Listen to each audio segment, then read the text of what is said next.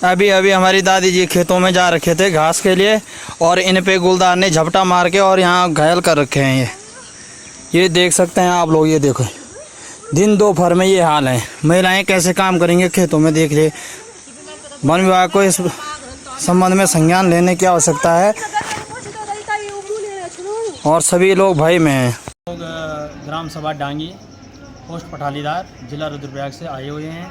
अभी अभी आज सुबह के बात है, 9:30 बजे लगभग हमारे गांव की महिलाएं खेत में चारा पत्ती के लिए जा रखे थे। अचानक उन पे गुलदार के द्वारा हमला किया गया है और हमले में वो काफ़ी जख्मी हो रखे हैं। सर से लेकर पैर और हाथों में उनकी चोटें आ रखी हैं।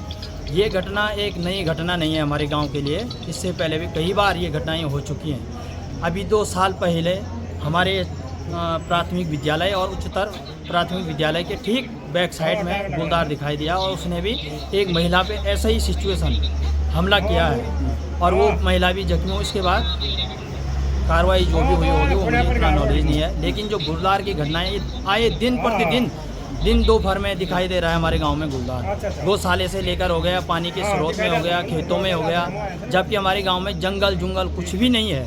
पूरे खेती बाड़ी मतलब काफ़ी जो एरिया है उसमें खेत हैं और खेत के बीच महिलाओं को इतना डर भय पैदा हो रहा है। क्या करें, महिलाओं की भी मजबूरी है, चारा पत्ती के लिए जाना ही पड़ेगा खेतों में और जो भी है खेती बाड़ी करनी है। हम प्रशासन शासन से यही उम्मीद करते हैं कि वो गुलदार की जो भी है अपने स्तर पे वो कीजिएगा, कार्रवाई करें 4-5 भाग है और जो भी है कम से कम हमारे हिसाब से गांव वालों का कहना भी है, सभी का कहना कम से कम पिंजरा लगना चाहिए और अनुमानित ये लगाया जा रहा है कम से कम 4-5 गुलदार घूम रहे हैं हमारे क्षेत्र में, रोड से लेकर गदेरे से लेकर घर गांव से लेकर खेत खलिहानों तक। ये घटना आज सुबह 9:30 बजे हुई थी और ये गांव से मात्र 200 मीटर के दूर पे खेत में चारा पत्ती के लिए गए हुए थे और इन पे अचानक गुलदार ने हमला कर दिया और हमला इतना ज़बरदस्ती, मान लो आप, सर से लेकर पाँव और हाथ में जो है चोटें आ रखी हैं इनकी और इन्होंने अपना बीच बचाव करके उस गुलदार को थोड़ा भगाया, नहीं तो ये गुलदार जो है कि गर्दन पकड़ता इनको ऑन द स्पॉट ही ख़त्म कर देता है। ये घटना जो है दिन प्रतिदिन बढ़ती जा रही गाँव में। दिन दोपहर में तो आ ही रहा है गुलदार, खेत खलिहान से लेकर गौशालों से लेकर और दाएं बाएं जो है गुलदार हर समय दिखाई दे रहा है।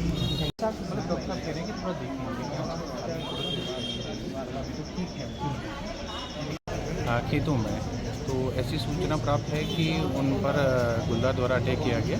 तत्पश्चात हमारी टीम तत्काल, मैं भी स्वयं यहाँ हॉस्पिटल में मौजूद हूँ और हमारी टीम भी मौके पे निरीक्षण करने गई और मौके पर निरीक्षण करने के बाद हम लगातार इसमें गश्त और जागरूकता कार्यक्रम जो भी करना हो हम अपने स्तर से करेंगे और उसमें हमें आज ही मौके पे कैमरे और जो भी संभावित चीज़ें हैं, जो भी हमारे पास उपकरण है वो वहाँ पर हम लगा ताकि हम गुलदार की निगरानी कर सकें।